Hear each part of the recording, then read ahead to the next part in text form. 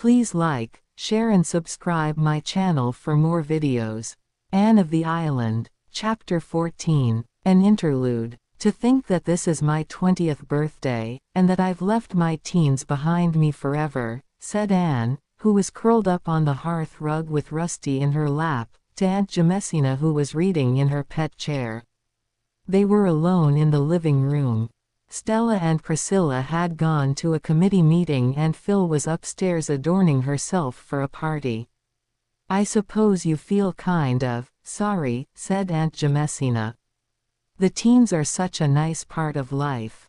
I'm glad I've never gone out of them myself." Anne laughed. "You never will, Auntie. You'll be 18 when you should be 100. Yes, I'm sorry, and a little dissatisfied as well. Miss Stacy told me long ago that by the time I was 20 my character would be formed, for good or evil. I don't feel that it's what it should be. It's full of flaws." "So's everybody's," said Aunt Jamesina cheerfully.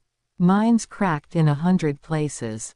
Your Miss Stacy likely meant that when you are 20 your character would have got its permanent bent in one direction or t'other, and would go on developing in that line. Don't worry over it, Anne. Do your duty by God and your neighbor and yourself, and have a good time. That's my philosophy and it's always worked pretty well. Where's Phil off to tonight?" "She's going to a dance, and she's got the sweetest dress for it, creamy yellow silk and cobwebby lace. It just suits those brown tints of hers. There's magic in the words "silk" and "lace", isn't there?" said Aunt Jamesina. "The very sound of them makes me feel like skipping off to a dance. And yellow silk. It makes one think of a dress of sunshine. I always wanted a yellow silk dress, but first my mother and then my husband wouldn't hear of it. The very first thing I'm going to do when I get to heaven is to get a yellow silk dress." Amid Anne's peal of laughter Phil came downstairs, trailing clouds of glory, and surveyed herself in the long oval mirror on the wall. "A flattering looking glass is a promoter of amiability," she said. "The one in my room does certainly make me green. Do I look pretty nice, Anne?" "Do you really know how pretty you are, Phil?" asked Anne, in honest admiration. "Of course I do. What are looking glasses and men for?" "That wasn't what I meant. Are all my ends tucked in? Is my skirt straight? And would this rose look better lower down? I'm afraid it's too high, it will make me look lopsided. But I hate things tickling my ears. Everything is just right, and that southwest dimple of yours is lovely. Anne, there's one thing in particular I like about you, you're so ungrudging. There isn't a particle of envy in you." "Why should she be envious?" demanded Aunt Jamesina. "She's not quite as good-looking as you, maybe, but she's got a far handsomer nose." "I know it," conceded Phil. "My nose always has been a great comfort to me," confessed Anne. "And I love the way your hair grows on your forehead, Anne.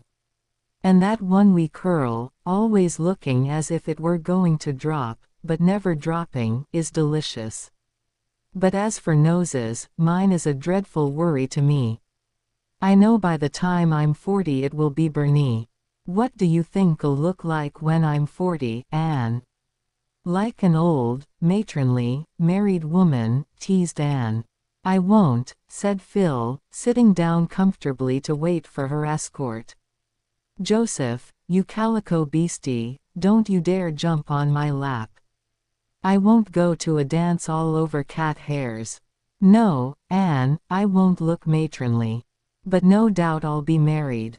"To Alec or Alonzo?" asked Anne. "To one of them, I suppose," sighed Phil, "if I can ever decide which." "It shouldn't be hard to decide," scolded Aunt Jamesina. "I was born a seesaw auntie, and nothing can ever prevent me from teetering." "You ought to be more level-headed, Philippa." "It's best to be level-headed, of course," agreed Philippa, "but you miss lots of fun." As for Alec and Alonzo, if you knew them you'd understand why it's difficult to choose between them. They're equally nice. Then take somebody who is nicer, suggested Aunt Jamesina. There's that senior who is so devoted to you, Will Leslie. He has such nice, large, mild eyes. They're a little bit too large and too mild, like a cow's, said Phil cruelly. What do you say about George Parker?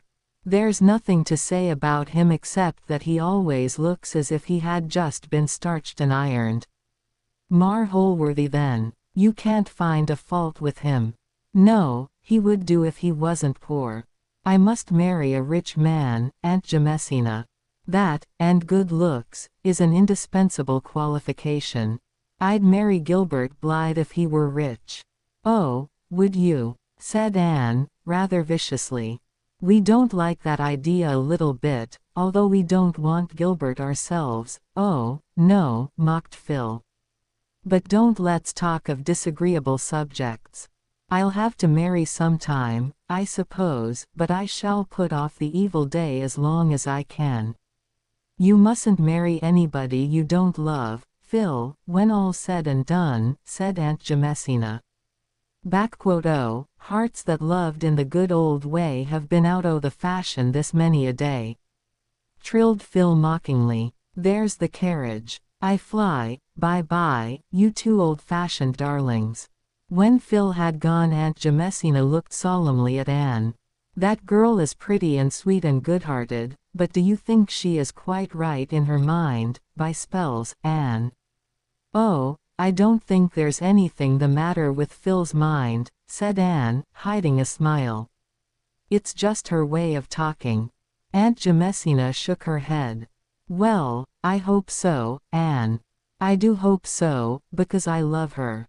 But I can't understand her, she beats me. She isn't like any of the girls I ever knew, or any of the girls I was myself. How many girls were you, Aunt Jimsy? About half a dozen, my dear.